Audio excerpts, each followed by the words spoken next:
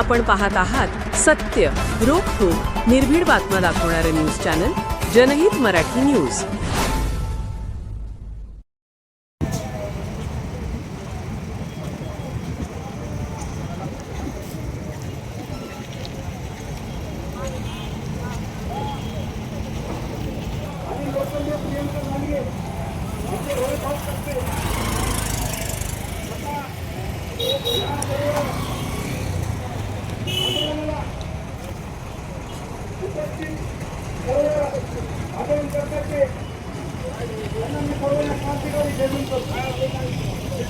या परीक्षेमध्ये चांगल्या मार्काने पास झाली होती आणि पास झालेली असताना या ठिकाणी त्या लातूरच्या हॉस्टेलमध्ये ती शिकत होती आणि शिकत असताना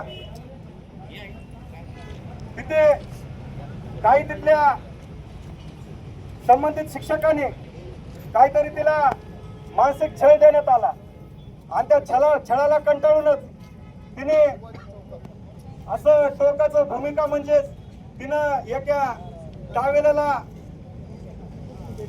फाशी घेतली, फाशी दिली असं इथलं म्हणणं आहे। तरी आमचं या ठिकाणी सर्व समाज बांधवांच्या वतीने असं म्हणणं आहे की जे कोणी संबंधित आरोपी असतील, जे कोणी संबंधित त्या प्रशासकीय अधिकारी असतील किंवा शिक्षक असतील यांना 302 कलमा अंतर्गत त्यांच्यावर खुनाचा खटला चालवावा, सीबीआयच्या माध्यमातून त्यांच्यावर गुन्हे दाखल व्हावेत अशी आमची मागणी सर्व आंबेडकरवादी संघटनेच्या वतीने, सर्व निळ्या झेंड्यात जे काम करत आहेत त्या सर्व भीमसैनिकांच्या वतीने करण्यात येत आहे। तरी या ठिकाणी मी सर्व आंबेडकरी वाद्याच्या वतीने व सर्व केस शहराच्या सर्व भीमसैनिकांच्या वतीने या ठिकाणी आमच्या लाडक्या अनुष्काला भावपूर्ण श्रद्धांजली अर्पण करतो। जय भीम। आणि रस्ता रोको करत आहोत, पण आज एक संत व्यक्त होत आहे की महाजिजाऊची जयंती आहे आणि महाजिजाऊनं शिवाजी महाराज घडवले आणि शिवाजी महाराज घडवले असलेल्या महाजिजाऊच्या जयंतीने आपण एक रस्त्यावर करत आहोत। ही महाराष्ट्र शासनाला खरंच करण्याची गोष्ट आहे, ही खंत आहे की आज एक लेकराचा जीव गेलाय आणि आज लेकराच्या जीवाला फक्त मागासवर्गीय समाजच कारस्थान उतरायचा आहे, इतर समाज का उतरत नाही आणि मागासवर्गीय मतं घ्यायला जमतात, पण मागासवर्गीय समाजाचं काय झालं तर फक्त मागासवर्गीय समाजालाच रस्त्यावर उतरायचं का? ते प्रश्न आज निर्माण होत आहेत। माझी सर्वांना विनंती आहे की आज आपण एक शांतीपूर्वक आपण आंदोलन करत आहोत, रस्ता रोको करत आहोत, पण की आता अशा जर घटना घडत राहिल्या तर आपल्याला पॅन्थर व्हायची वेळ घेऊ देऊ नये यांनी। आणि पॅन्थर काय होतं हे सगळं महाराष्ट्रानं बघितलेलं आहे आणि आज आम्ही कुठल्याही पक्षात असून पण एक जातीसाठी माती खायला रस्त्यावर 100% उतरणार आहोत। आज अनुष्का पाटोळेला न्याय मिळवण्यासाठी आम्ही सर्वजण एकजुटीनं या केस तालुक्यातील केस शहरातील लोक, मागासवर्गीय लोक सर्व एकजुटीनं आम्ही सामील झालो आहोत, इथून पुढे बी आम्ही सामील होऊ। आणि आज अनुष्का पाटोळेच्या निमित्त सर्वजण गोळा झाले, त्यांचे मी सर्वांचे आभार व्यक्त करतो। पण हे आंदोलन असं काही छोटंसं आंदोलन आहे, आपलं मोठं आंदोलन उभा करून अनुष्का पाटोळेला कसा न्याय भेटेल याचा आपण 100% प्रयत्न करूया आणि अनुष्का पाटोळेला न्याय देण्यात येईल। मी माझ्या परिवाराच्या वतीनं, माझ्या पक्षाच्या वतीनं मी भावपूर्ण श्रद्धांजली व्यक्त करतो आणि थांबतो। धन्यवाद। भविष्यातील IPS अधिकारी अत्यंत हुशार मुलगी होती आणि या प्रशासनाने या चिमुकलीचा जीव घेतलेला आहे। तर आमची अशी मागणी आहे सर्वांची की जे याच्या दोषी आहेत त्यांच्यावर सीबीआय मार्फत चौकशी करून योग्य ती कारवाई करण्यात, ह्याच्यापेक्षाही दलित समाज पूर्ण महाराष्ट्रात रस्त्यावर उतरेल आणि या प्रशासनाला जाब विचारल्याशिवाय राहणार नाही। तर या BJP सरकार दलितांवर अन्याय करीत आला आहे आणि करीत राहत आहे, त्यासाठी आपल्याला या प्रशासनाचा जाहीर निषेध करतो आणि या चिमुकलीचा जो जीव गेलेला आहे अत्यंत दुर्दैवी बात आहे। ती अत्यंत हुशार मुलगी होती, नवोदय विद्यालयाला असं बी कोणी लागत नाही, हुशार मुलं तिथं लागतात आणि ती भविष्यातील अधिकारी होती याची खंत आहे। आणि मी पूर्ण दलित समाजाच्या वतीने, तालुक्याच्या वतीने भावपूर्ण श्रद्धांजली व्यक्त करतो आणि येणाऱ्या काळात जर अनुष्का न्याय मिळाला नाही तर याच्यापेक्षाही तीव्र आंदोलन आम्ही छेडू अशी आम्ही प्रशासनाला त्यांना दम निघला नाही का? त्यांच्या आई वडील पर्यंत हॉस्टेलमध्ये त्या तरी नेलं तरी ते तुम्ही त्याच्यावर दबाव आणून पीएम साठी त्यांच्या सह्या घेतल्या. त्याच्या पालकाचं म्हणणं आहे मुलीच्या डोक्यामध्ये लाल माती होती, लाल. मुलीच्या डोक्यात लाल माती कशी काय आली? त्यांच्या फुट्यात बघितलं मी त्या पोरीच्या अनुष्काचे. तुझ्या गालावर, खांद्यावर, छातीवर तुझ्या मार लागलेला आहे, छाती लाल झालेली आहे. कशी काय छाती लाल झाली? कसं काय तुझ्या गालावर, खांद्यावर, डोक्यावर लागलं? माझ्या इथल्या प्रशासनाला विनंती आहे, ओ दादा गाडीवाले, ओ दादा गाडीवाले, ऐका ना. नसेल आणि त्या प्रशासनाने तिथलं पूर्णपणे जवाहर विद्यालयाचे मानंद अध्यक्ष हे त्या ठिकाणचे कलेक्टर साहेब असते. 1 महिना होती कलेक्टर, मुलीचा दुःख कळालं नाही का? पोटच्या गोळ्याचा दुःख कळालं नाही का? अनुष्का बाळ होतं, बाळ 12 वर्षाचं.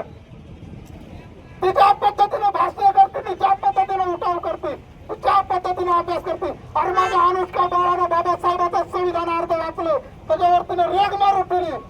तुझं अर्ध संविधान वाचायचं तुम्ही हिरावून घेतलं, तिथल्या प्रशासनानं हिरावून घेतलं. तिथल्या दलित समाजाला कळायला पाहिजे की बाबासाहेबांचं संविधान वाचणारी पोरगी, बाबासाहेबांचं भाषण करणारी, छत्रपती शिवाजी महाराजांचा इतिहास सांगणारी, या देशाच्या भगतसिंगाचा इतिहास सांगणारी पोरगी गेली. आमचा जीव किती तळमळत असेल.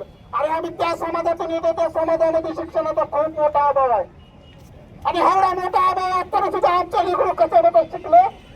तुम्ही त्याला कलेक्टर होण्यापासून रोखलेलं. तुम्ही आमचं कलेक्टर होणारं लेकरू मारलं. माझा आरोप आहे त्या प्रशासनावर.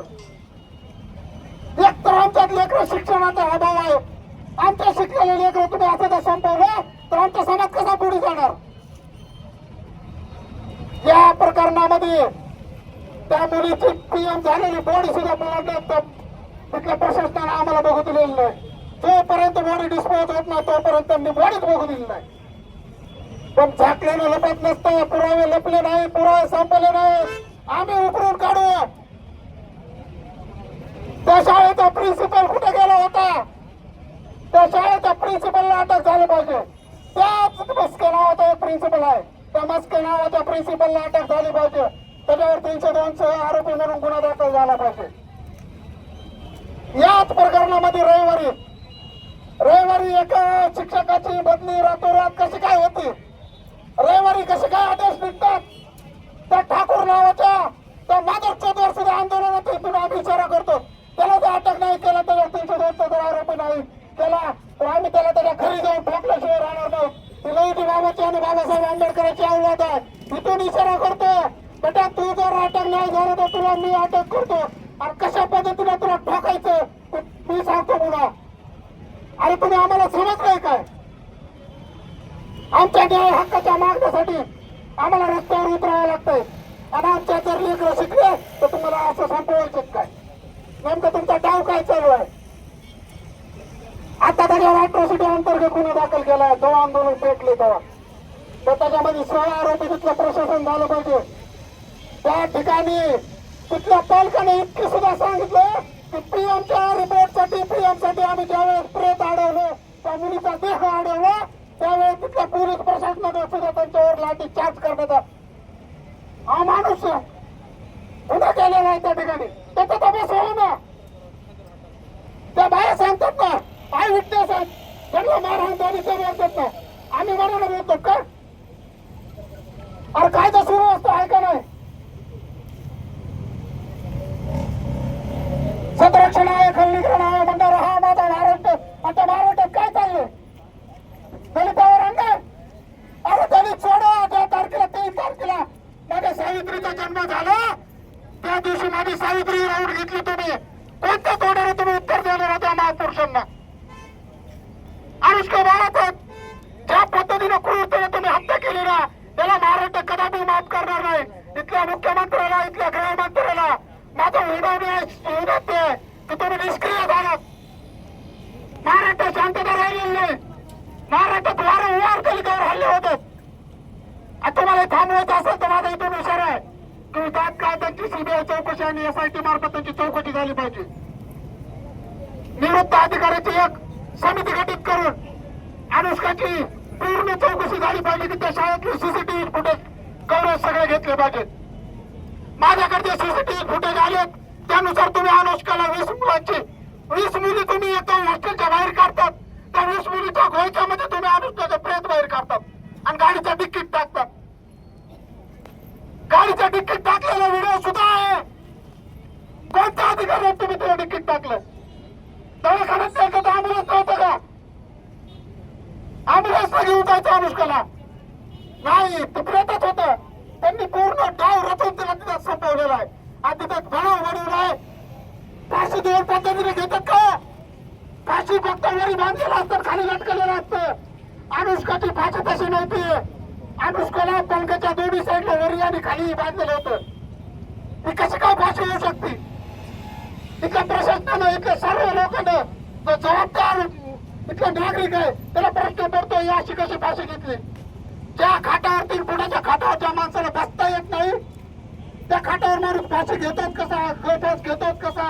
आणि तुम्ही PM रिपोर्ट मध्ये हँकिंग दाखवता कसा काय? अरे 2 तास, एक साधा प्रश्न, 2 तास जर बॉडी खाली ठेवली बर्फाच्या बाहेर तर पूर्ण पुरावे नष्ट होतात. हे तिथल्या जबाबदार सरकारी दवाखान्याच्या अधिकाऱ्याला माहित नव्हतं की बॉडी जर फ्रीजरच्या बाहेर ठेवली तर पुरावे नष्ट होतात. मग तुम्ही जाणून बघून 2 तास बॉडी बाहेर का ठेवली? तुम्हाला पुरावेच नष्ट करायचे होते. अरे पाण्यातला मासा झोपा घेतो काय तर जावे त्याच्या वंशात तेव्हा कळेल. अरे आमच्या पोटात काय आग उठली ही आमच्या समाजाच्या घेतल्याशिवाय तुम्हाला कळणार नाही. आमच्या लेकरू गेले आमचं, आणि आता त्याला जर कळणार नसेल तर इथून पुढे देशाला तसं उत्तर देणार आम्ही. तीव्र स्वरूपाचं रस्त्यावर उतरून आंदोलन करणार. मी ह्यावेळेस या ठिकाणी बोलतो की लवकरात लवकर अनुष्काला न्याय मिळावा. सीबीआय चौकशी, SIT आणि उच्चस्तरीय चौकशी समिती लावून अनुष्काचा तात्काळ त्या ठिकाणचा तपास करावा आणि अनुष्काला न्याय द्यावा.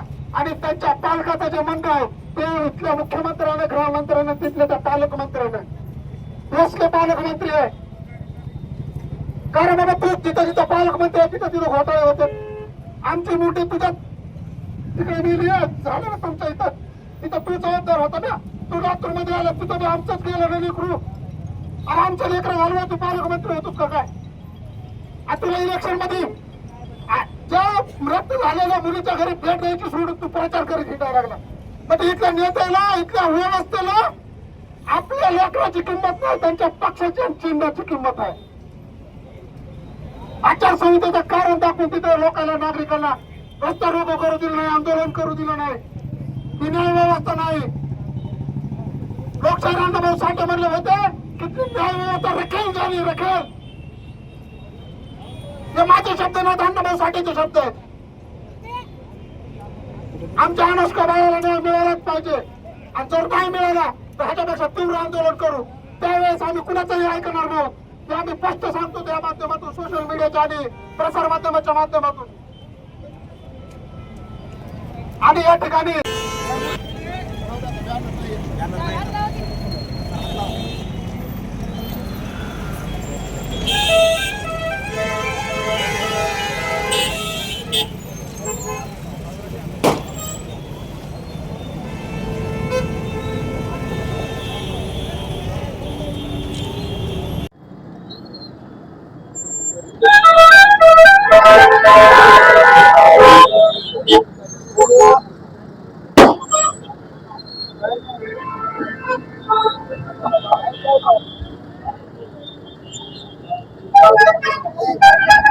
जनहित मराठी न्यूज चॅनलना लाईक करा, शेअर करा आणि सबस्क्राईब करा.